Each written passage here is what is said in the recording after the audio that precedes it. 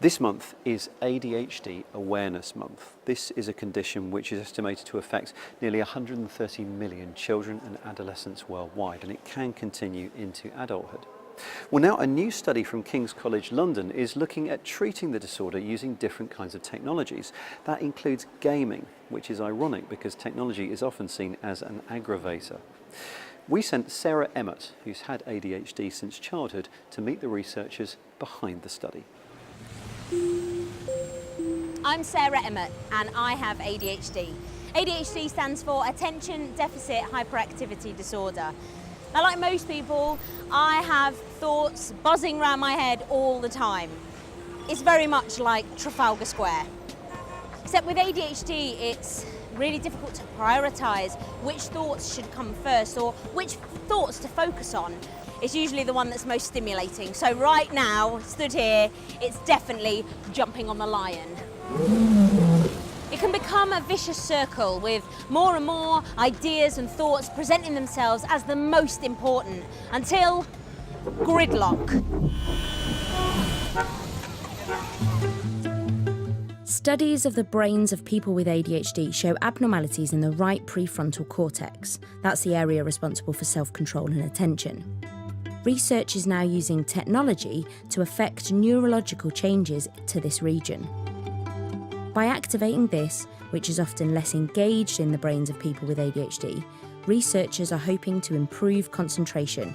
Stimulant medication, interesting enough, also enhances the activity of this right frontal area. But stimulant medication has the problem that it has side effects. People don't like the side effects, of course. And it has been, longer term effects have not been shown. It works fantastically well for a year, but we've shown that the brain adapts to the drug.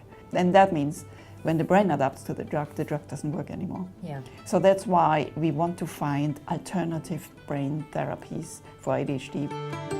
There are cognitive training apps, often known as brain training apps, that you can buy off the shelf, but none of them are proved to help with ADHD. But now pioneering new treatments are on the horizon.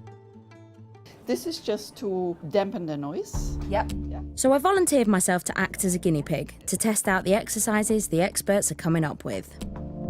The research being done here affects the plasticity of the brain, meaning the ability to change by reorganising itself and form new connections.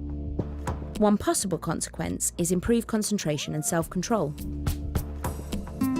For the first experiment, I climbed into a brain imaging scanner that is calibrated to pick up the activity in the brain's right prefrontal cortex.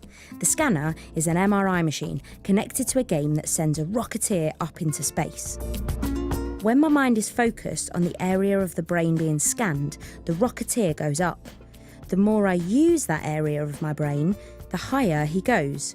So I'm enhancing my own brain activity. Ready for the brain stimulation? Yep. Next up, a different exercise to stimulate my brain. The difference is, though, that this is a double whammy. At the same time as gaming, my brain will also receive external stimulations through small electrical signals that are delivered via bristles at the side of a helmet I'll have to wear. But like any good scientific experiment, I had to do a before and an after test to see just how much my concentration had improved as a result of the exercise. So first, a baseline test to establish my current level of concentration. I feel like my brain's trying to find a pattern, and there isn't one. What was only a 6-minute test felt like an eternity, so I can only guess that my concentration on the before test is pretty appalling. Now for the actual exercise. Using small electrical currents to stimulate my prefrontal cortex, I was put through my paces once again. Pirate. Monkey. Sorry, I'm really bashing the iPad, sorry. It's definitely fun and games. I just hope it's doing me some good. Very good. I've earned a medal. And now for the final test to establish whether my concentration has improved. Before the stimulation, you had almost 40% mistakes. Yeah. After the stimulation, you had only 25%. And on top of that, you were much faster. For me, the way I felt was really important, and I didn't really mind how the data showed, but actually looking at it, I sort of feel really proud of myself. It's a huge difference. It became much better. The neurofeedback, like the one you did with the Rocketeer, That we've done a pilot study, and we found the effect lasts for 1 year. You're training the brain, and of course it makes sense, it changes the brain, and therefore it has a more lasting effect than an external pill, which you just, which is a positive thing. You give the pill, next day the effect is back.